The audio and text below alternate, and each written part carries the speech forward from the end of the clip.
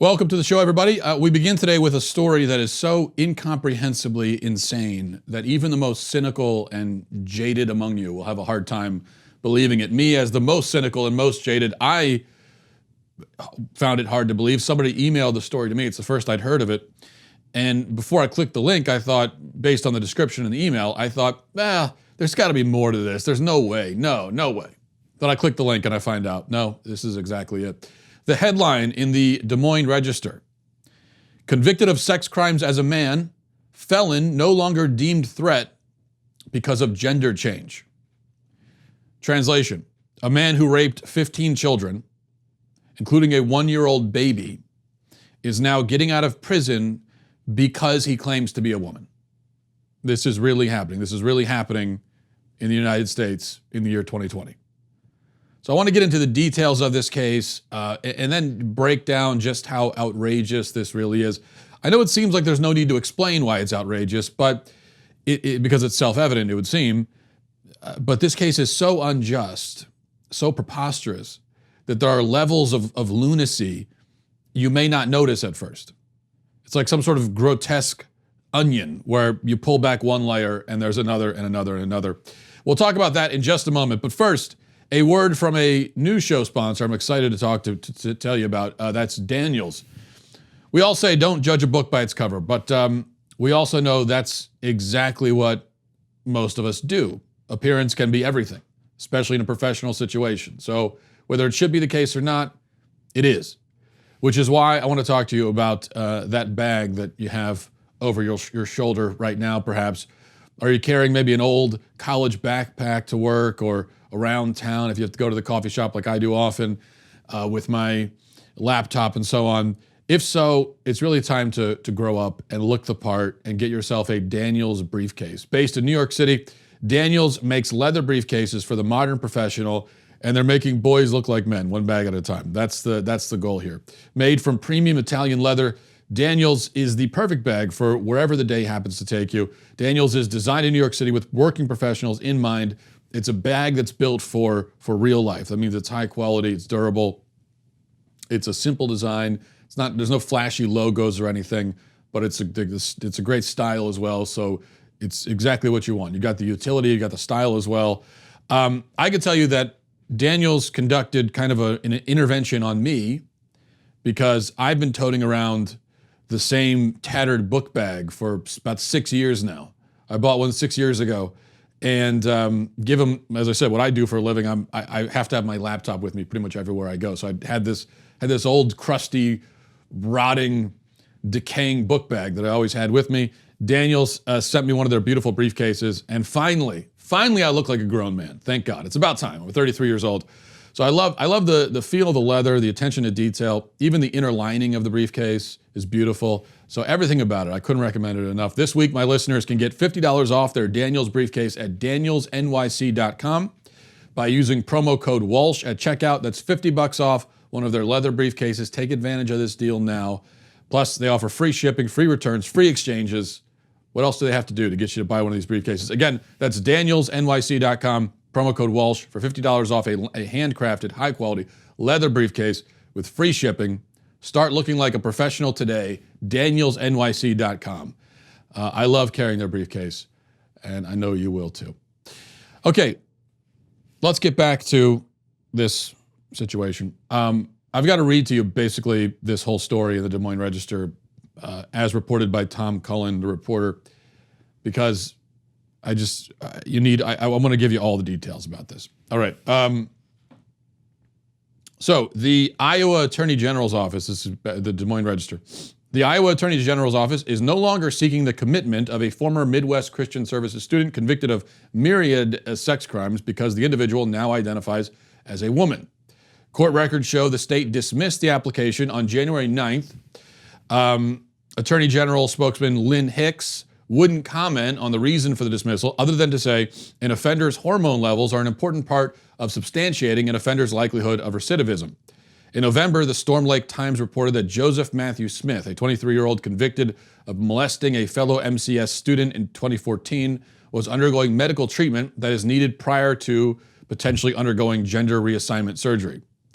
Smith has received treatment for gender reassignment over the past 2 years at Newton Correctional Facility. She first expressed, now I'm reading the article, so I'm going to be using the pronoun she to describe this man, but every time I say she, in your head, put the scare quotes around it, okay?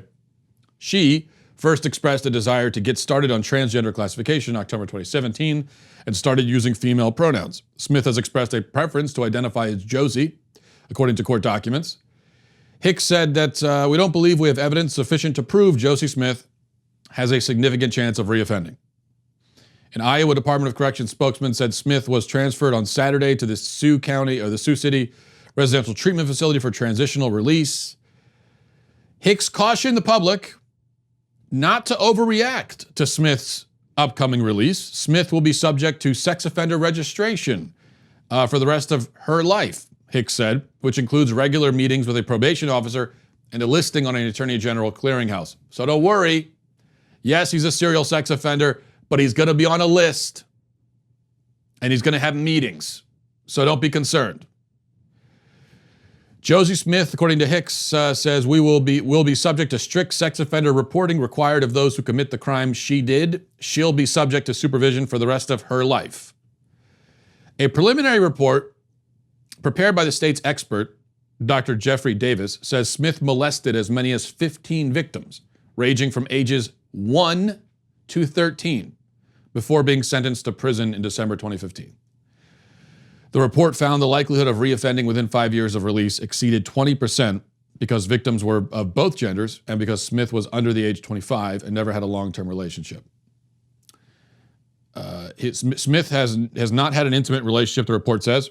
His sexual encounters appeared to have primarily involved molestation, including his own molestation by multiple perpetrators or his victimization of others. He was molested as a child starting at the age of 7. Okay. And then it goes on from there. I'm saying if there's any other details here that are important. Dr. Tracy Thomas, a forensic psychologist, said that the statute that outlines civil commitment requires the state to essentially prove an offender has a chance offending greater than 51% for the rest of his life. That becomes harder to prove when an offender significantly lowers his testosterone levels, which has a significantly higher impact on sex drive than estrogen. Okay. Where do we even begin? As I said, there are many layers of this putrid, rancid onion. So in no particular order, let's start here. First of all, it's not even true that this dude, this male individual, this male scumbag, I should say, it's not true that he's less likely to reoffend because he transitioned to a female, quote unquote. That's simply not true. In fact, they actually did a study on this, a legitimate study, the longest and most involved study of its kind as far as I know, where it involved 324 people over the course of 30 years. And they looked at whether there was any change in several different things, but including criminality, reduction in crime, including violent crimes, for transgenders who transition from male to female. And they found that these male to females retain the same rate of violent crime as regular males. Probably because they're still male at the end of the day. Second, even if it was true, it's beside the point. Even if it was true that his chances of reoffending have now been somewhat or even significantly diminished because he's on these hormone pills, that would still be beside the point. It's irrelevant because we're missing something here, and it's a big thing, and that thing is called justice. The point of prison is not simply to segregate dangerous people so that when they're supposedly not dangerous anymore, we can release them. That's not the whole point. That's part of the point. Segregation of dangerous people is part of the point of prison. It's not the entire point. Not even close to the entire point. And it's not the main point. If it was, then why is somebody like, I don't know, Bernie Madoff still in prison? He's probably not a danger to anybody anymore. Is he still, if he's still alive? Is he still alive? I'm not sure. But if he is, he's probably not a danger to anybody anymore. Yeah, he scammed hundreds of people out of their life savings, but probably he wouldn't be able to do it again after he's famous for doing it the first time. And so release him from prison, put him on a scam artist registry, and then he can go about his life. We could have a registry for everything. A murderer registry, car thief registry. No need for prisons anymore. In fact, with murder, think about it just as a hypothetical example, but one that has many analogous cases. Think about someone, say a man in his 50s, who murders his wife in a fit of passion after finding out that she cheated on him, okay? What are the chances that that guy will kill somebody else? He's not a serial killer. He's not even necessarily a psychopath. Let's say he lived the first 50 years of his life, never hurt anybody. So what are the chances that he does it again? Probably less than, I would say significantly less than 50%. So if you're letting this guy out of prison, why put people who murder others in a crime of passion in prison? Their risk of killing again is pretty low, probably. Well, that doesn't work. Because, for one thing, being on a registry, having your name on a database, doesn't do a single damn thing to prevent you from committing a crime. For another, it's not only about crime prevention, it's about justice. Justice matters too, a lot. It matters a lot. So I don't care if you can look into a crystal ball and tell me that this dude will never hurt another child again. You can't. And if you did have a crystal ball telling you that, then I would say your crystal ball is defective, because he will do it again. Will. People who are serial child molesters, people who get into their 20s and, as the report says, have had many sexual interactions, but all of them are molestation, whether to him or by him. People like that, they don't snap out of it. You let him out of prison in his early 20s, he's not going to spend the rest 60 years of it, the final 60 years of his life, or however long he lives, on the straight and narrow. It's not going to happen. Because we're dealing with someone who is sick and dangerous. This is a sick and dangerous person. And sick and dangerous people don't magically suddenly stop being that. But, again, regardless of that, justice. The man deserves to be punished for what he did, because that is justice. You molest a child, you molest a 1-year-old, for God's sake. Justice calls for you to be in prison forever, never to see the light of day again. In fact, justice calls for a short walk up the gallows and then an even shorter trip back down with a rope around your neck. That's what it calls for. This guy shouldn't even be living anymore. He should be executed. That's what we should be doing with serial child molesters. I'm very much convinced of that. But at a minimum, justice calls for permanent life incarceration. There is no benefit to society at all to being lenient on child molesters. Third point, this man was molested as a child. That's not an excuse for what he did. But my point is, he was molested as a child, and then he became a serial child molester, and then he goes to jail. And then he decides he's really a woman. Do you think that revelation was due to some deep insight this guy has about his interior self? Do you think all of these details, the fact that he's a sexual degenerate who was abused as a child, you think that's irrelevant to the sudden identification as a woman? Even if it's true that a man can really be a woman inside, whatever the hell that means, even if that was true, which it isn't, but even if it was, does any sane person think that that's the case for this particular guy? Isn't it incredibly obvious that he is just a confused, sick, depraved human being, and his desire to live as a woman is yet another one of his perverse fantasies? Isn't that obvious to everybody with a brain? Again, regardless of how you feel about transgenderism generally, the reality in this specific case should be obvious to everybody. And he gets to leave prison because he transitioned. I'm sure that had nothing to do with it, right? The fact that he gets to leave now because he transitioned. Just like the guys who discover their inner femininity and then, what do you know, get to walk into a women's locker room. But we're told, no, that's got nothing to do with it. They would never be motivated. Nobody would ever be motivated by that. So if you transition, you can get out of jail free. You can go into women's locker rooms. But no, that would never be anyone's motivation, ever. No, it could never, ever happen. It's impossible. Right. Fourth point, and yet in spite of all this, the person who wrote the article I just read, and the officials interviewed in the article, at least one of the officials, they all reverently use the pronouns that this sicko, this baby rapist, wants. Why? Do you actually think he's a woman? Is that really what you think? The guy who wrote this article and is using the word she, is that really? You think this guy's a woman? Is that, you really believe that?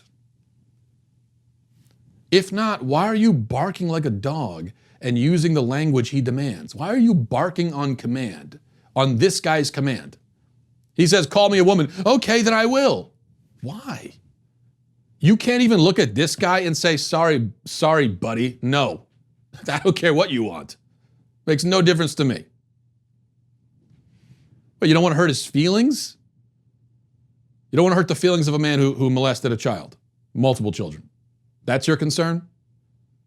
You're going to sacrifice truth. You're going to sacrifice rationality. You're going to sacrifice your dignity. You're going to humiliate yourself, embarrass yourself, and play along with this nonsense, all simply to preserve the feelings of a child rapist? Really? How spineless can you be? This is beyond spineless. This is boneless. You are now a gelatinous puddle of a person laying there flaccid and helpless with no will of your own. That you would actually debase yourself by using this person's preferred pronouns. Fifth point, let's not allow the judicial malpractice involved in releasing this man from prison distract from the malpractice involved in the fact that he was allowed to transition in prison in the first place on the taxpayer's dime. Remember what it said, Smith has received treatment for gender reassignment over the past 2 years at Newton Correctional Facility.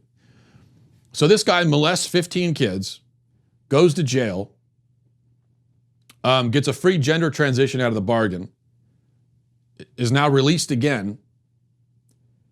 And here again, we have the feelings, the confused, deranged feelings of a pedophile given absolute top billing, top priority.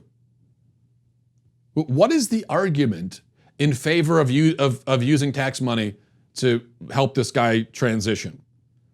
There's no argument other than it would make him feel good, and he would feel bad if he couldn't do it. That's the argument that wins the day? That outweighs everything else? And once again, why does he want to transition? Is it because he's identified some mysterious, mystical truth about his inner self? Or is it because this is another one of his sick sexual fantasies? Which do you think? We now have prisons spending money, tax money, to help pedophiles live out their fantasies in prison. What if he wanted to be a furry? Would you go and get him a dog costume? What if he had a BDSM thing? Would you build him a sex dungeon? I mean, how far does this go? We are at a point where literally no words can adequately describe how crazy things have gotten. And maybe you have the same feeling I do, but every day I feel like there's a small collection of sane people left in this country. And every day another person abandons the sane tribe. And I always feel such betrayal when they do it. And one way I know is that I see yet another person who I thought was rational and had a little bit of a spine. I see them talking about a case like this and saying the word she. And every time I see that, I think E2 Brute, you're going to do it too? Really? I mean, am I the only one who sees how? Am I the only one who can look at someone like this and say, I don't give a damn what your preferred language is. I'm going to say what the reality is. I don't care about the fantasy world you're living in. You cannot force me to pretend I don't understand reality. It's not going to happen. Sixth point, the hormone pills this guy is given are supposedly so potent that they're supposed to have changed a sex predator into a non-predator. They didn't, as we stipulated, they didn't. And even if they did, as we stipulated, he should still be in jail. But it is true in any case that these hormone pills are indeed extremely potent. And they do have a profound, lasting effect on the people who take them. That is true. No doubt about that. So consider the fact that these same pills, the pill that is supposed to have essentially chemically castrated this sex offender in prison and made it so that he is neutered and no longer a danger to the public, that same drug is given to children. Children, middle school kids and younger are given the same drug this guy has. The same drug that is supposed to have neutered a serial child molester. That drug we give to actual children because they're confused. They're confused about their gender, and so we give them this drug. I could go on dissecting everything that's wrong with this story and society, but you get the point. And this is why it's so important. The few remaining sane people, if you're in the same, if we're in the same club, if we're in the sane club, you gotta stay with us. It's really important. Sanity. That's what we need in this country now. Forget about everything else. We're not at the point yet where we can have arguments making a stand for things like patriotism and I mean, even morality. We're not there yet. We need to establish basic sanity, basic rationality and logic. That's what needs to be defended first before we can get to anything else. But this is where it leads, and this is why I emphasize this issue so much, because it is a war over reality itself. That's what's at stake. And when they insist that you start using certain language that isn't true and those sorts of things, what they're saying is, we demand that you abandon reality, that you put feelings over truth, that you put our political agenda, this is the left, you put our political agenda over truth and reality. And for some reason, every day, more and more people find themselves persuaded somehow by that argument. All right, I think we'll go right to emails, because I had a few other stories, but they're all in the same vein of outrageous things that make me angry. But I think maybe just this one for the day will be enough so that I don't have an aneurysm on camera. Which would be interesting for the viewer, I admit, but I'd prefer not. So we'll go to emails, mattwalshshow@gmail.com, mattwalshshow@gmail.com. Before we get there, we've been telling you about the pro-life fight and what the Daily Wire has been doing. And, obviously, that for me on this show, the struggle to defend unborn life is the most important thing. 60 million children killed since Roe v. Wade, and that's why this is the number one civil rights issue of our time, the number one human rights issue of our time, one of the most important human rights issues of all time.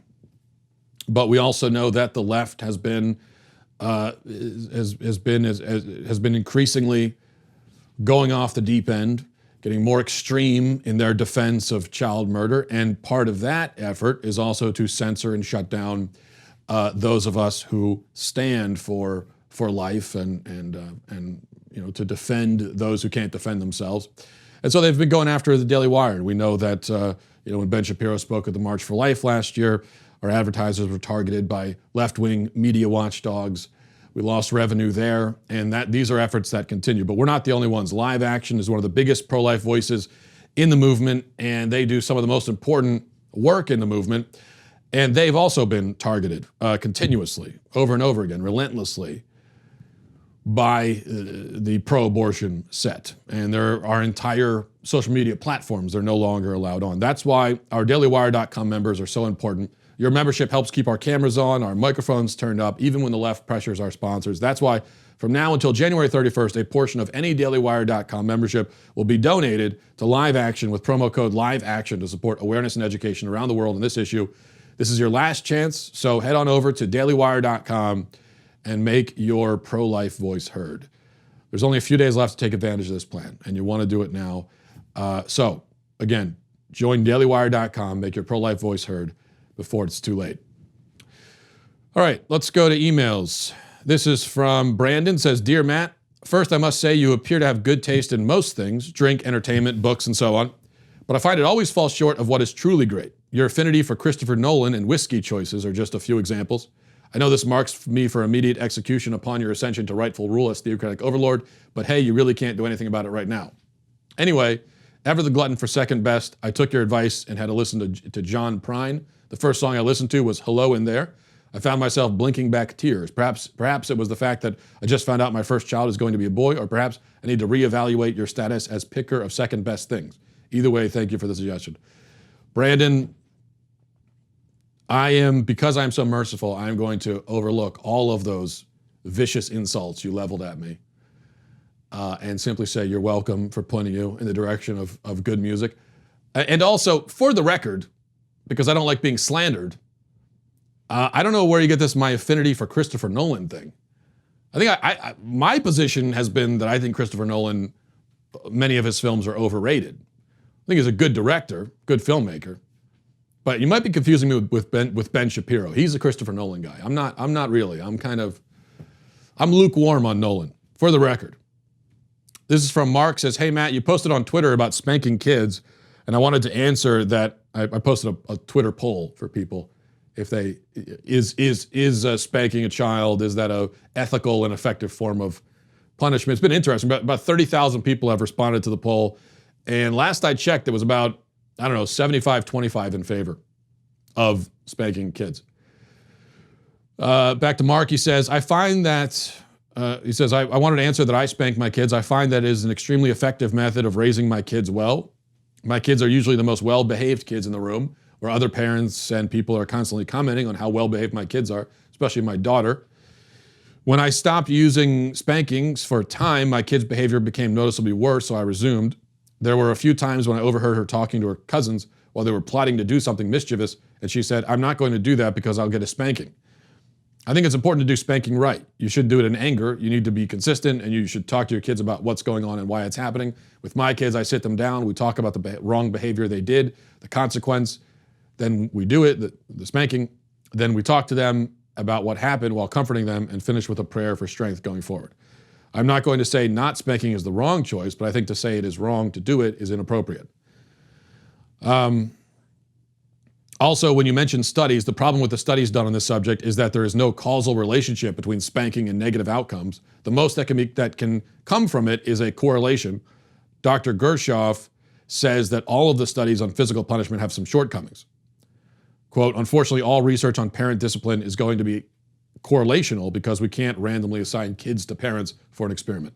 All right, Mark, yeah, it's true that studies on the subject are hard to conduct. A real study, a real controlled study of something like this would have to involve not necessarily randomly assigning kids to parents, but randomly assigning parents to spank their kids. You'd have to have a group of parents, and you say, okay, this group over here, you're going to spank your kids. This group, you won't. And then we'll check back in 10 years and see how it's going. But that would be obviously unethical among all the other problems with it. So that hasn't been done. So it's a hard thing to study. And that's why my perspective on it doesn't hinge on studies. My point in bringing up the studies was just to address all the people who claim that spanking leads to more disciplined kids and more well-behaved kids. And I don't think there's any empirical evidence for that. There aren't any studies, as you point out. I don't think there's any evidence. And although studies of this are hard to conduct and aren't conclusive, you could still look at various factors and broadly compare spanked kids to non-spanked. And that's been done. And I don't think the spanking leads to better behaved kids theory has been supported by any of the studies or any of the research that I've looked at. My issue, and I think we've talked about this before, but my issue with spanking is multifaceted. Number one, there's a real do as I say, not as I do element to this. I tell my kids all the time, use your words, don't hit. I'm constantly telling them that. And then, but I'm going to turn around and hit them. I can insist all I want that no, it's different, it's not the same, blah, blah, blah. But a hit is a hit. And I think I undermine my own authority and my message as a parent when I do the thing I'm telling them not to do. That doesn't mean that everything I do, a kid should be allowed to do. But if I'm saying that something sort of in principle is wrong, and if I have this consistent message of don't do this, don't do this, then I shouldn't be doing it myself. I can think of very few exceptions to that. Another one would be yelling and shouting. I tell my kids all the time, don't yell, don't shout. Do I do it myself sometimes? Yes. But I also know that I shouldn't be because I'm the one constantly telling them not to do it. If I do it and I tell them not to, kids are going to make a connection. It does all, as I said, all we want. We can say, oh, it's different, blah, blah, blah. That's not how they see it. Number two, I think spanking may kind of reek of desperation. A really in command and in control parent should be able to instill discipline and keep a handle on things without resorting to hitting their children. And I can't remember who said it, but I read somewhere, somebody drew this, I thought, interesting distinction between being a demanding parent and being a commanding parent. And the distinction is anybody can demand. Demand is you're insisting and you're pleading and maybe even you're spanking, but you're trying to cajole your kids into doing what you want. That's demanding. And we all make demands as parents. But the goal is to be commanding, to be a commanding presence, where they listen because they respect you and they listen simply because you're saying it. And so you have command over the household. Now, nobody can complete that task perfectly, obviously, but that's the goal. And I think that spanking tends to lend more towards the demanding parenting style than commanding. And then three, I think there are real ethical concerns with using physical force against a child, with trying to extract good behavior through physical force and the fear of physical force.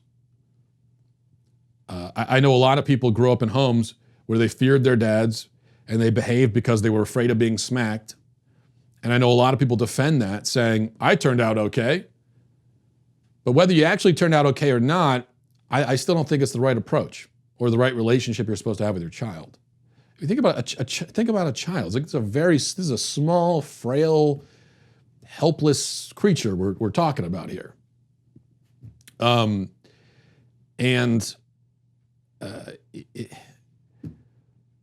don't know, imposing yourself physically in that way, using physical force on a small child as an adult, I think there should be other ways, and there are other ways. You should be able to, one thing, you should be able to outsmart your child. And I think when you resort to spanking, what you're saying is, I got nothing else. You've beaten me. You've beaten me in the psychological game. And so now I'm going to beat you. And I know, look, okay, I know people are going to say there's a difference between beating and spanking. I understand that. But It is still, you're physically hitting your child, right? That is what you're doing. So I understand the distinction maybe between beating and spanking, but sometimes parents who spank their children, I think they're in a little bit of denial. They even try to draw distinctions between hitting a child and spanking. No, you are hitting. You are, dictionary definition, that's hitting. You are hitting the child to get the child to behave. And when you put it like that, it sounds kind of awful. But that's the correct way of putting it, because that is what you're doing, right? Going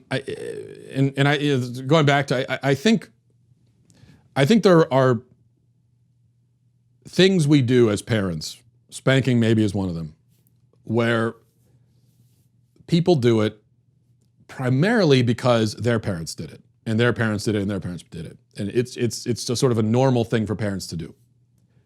I think that's the main reason people do it. Not because they've looked at research that convinced them, not because they've really thought about the ethical implications of it. Maybe, I know there are exceptions, maybe you have, but I think for a lot of parents, they do it just because it's what their parents did. And I'm not saying that this generation of parents, that we're all better than the previous generations. But the problem is, a lot of people will say, or seem to think, that previous generations of parents were so much better than us, and so we should just do what they did. And there's this idolization that happens of the previous the old-fashioned parenting. They got some things right that we get wrong, certainly, but they also got some things horribly wrong as well. They weren't perfect parents, and they did have some wrong ideas about parenting. We shouldn't idolize that. You think even the greatest generation, call them the greatest generation, well, they knew how to parent. Yeah, but their kids turned around and started the sexual revolution. So I'm not putting the blame entirely on them, but the evidence that they were wonderful, awesome parents isn't there. Something obviously went really wrong with your great parents, your so-called great parenting, and then, next thing you know, your kids are starting Woodstock. I think some things went wrong.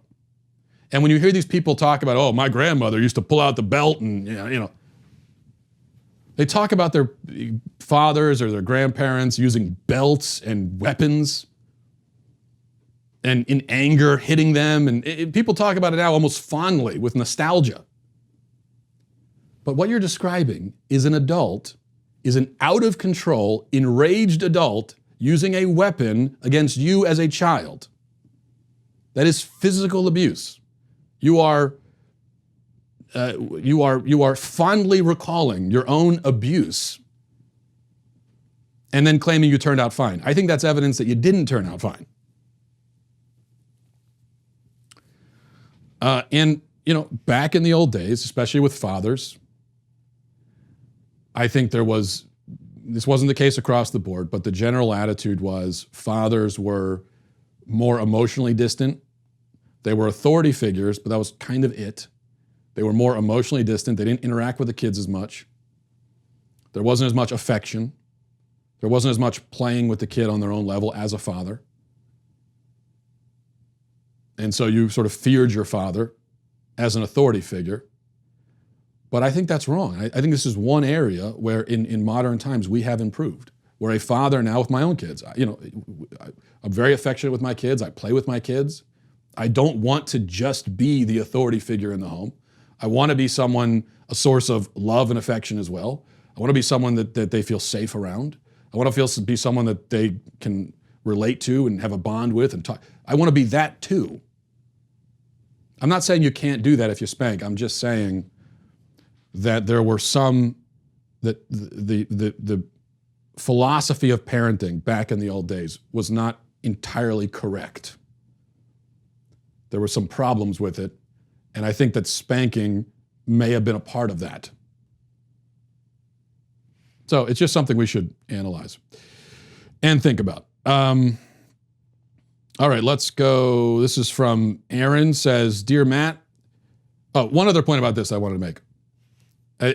Maybe I can just sum it up here. Maybe this is all I needed to say, rather than rambling for 15 minutes. Most people would say that hitting a dog as punishment is animal abuse.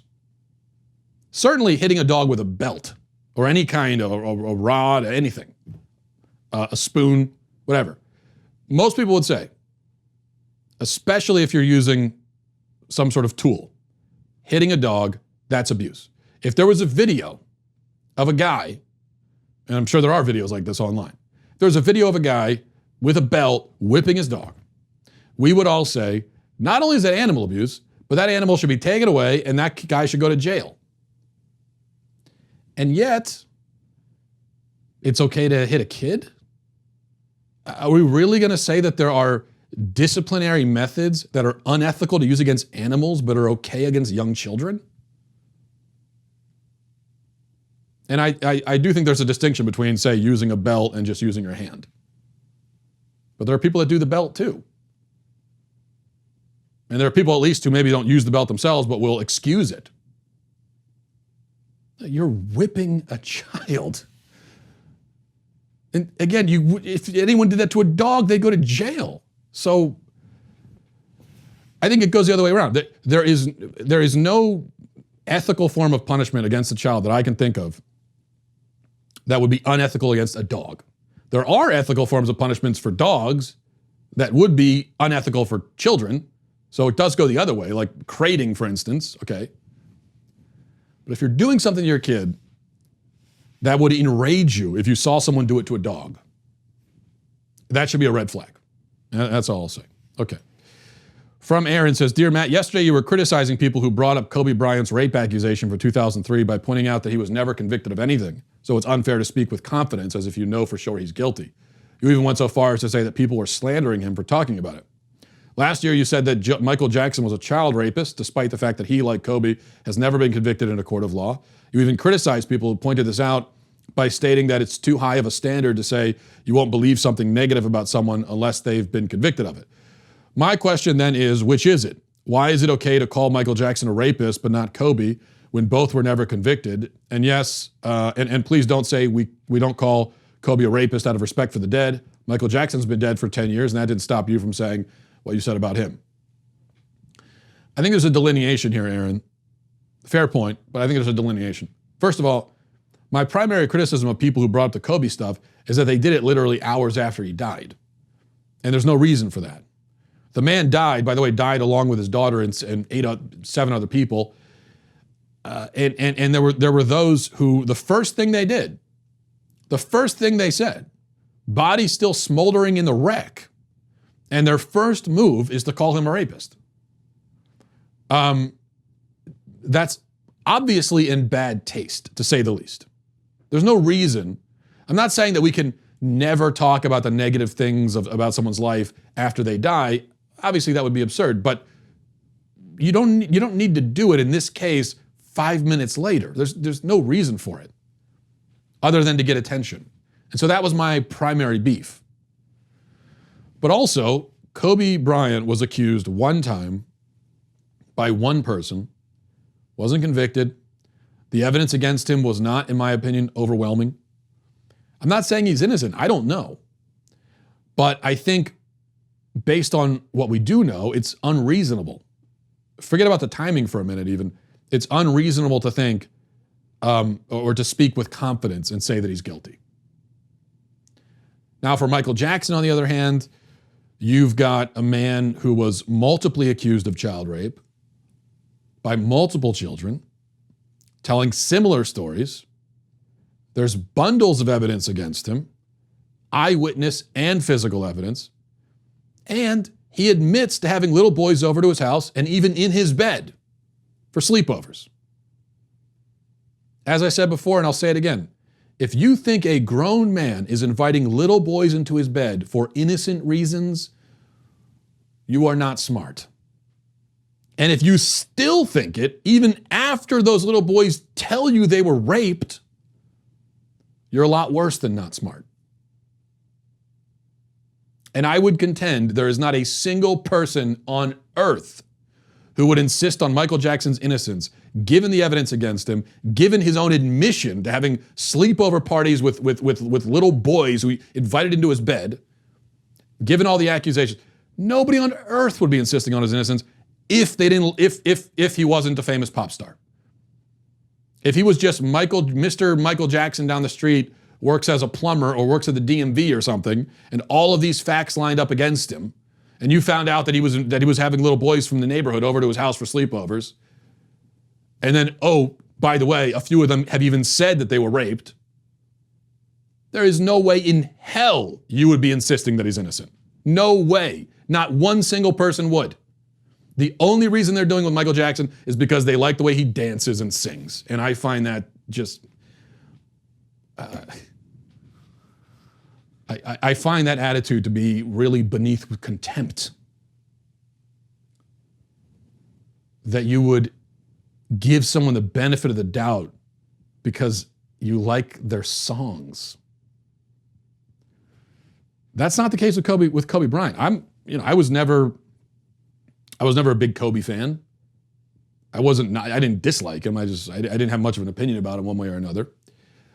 And so with his rape case, I'm not looking at it like, oh no, my dear Kobe never could have done that because I like the way he plays basketball. That's not my approach. I looked at the case back when it first was in the news, back in 2003 or whenever it was. I've looked at it again this week, and I just think, and it's the only case against him. He wasn't convicted, and there are a lot of details in that case that cast doubt.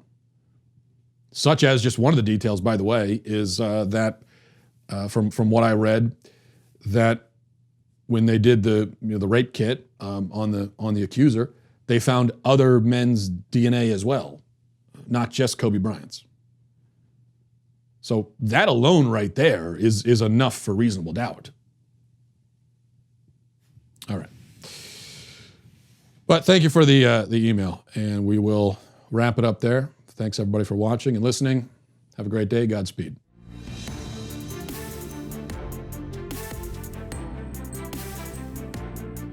The Matt Walsh Show is produced by Sean Hampton, executive producer Jeremy Boring, senior producer Jonathan Hay, supervising producer Mathis Glover, supervising producer Robert Sterling, technical producer Austin Stevens, editor Donovan Fowler, audio mixer Robin Fenderson.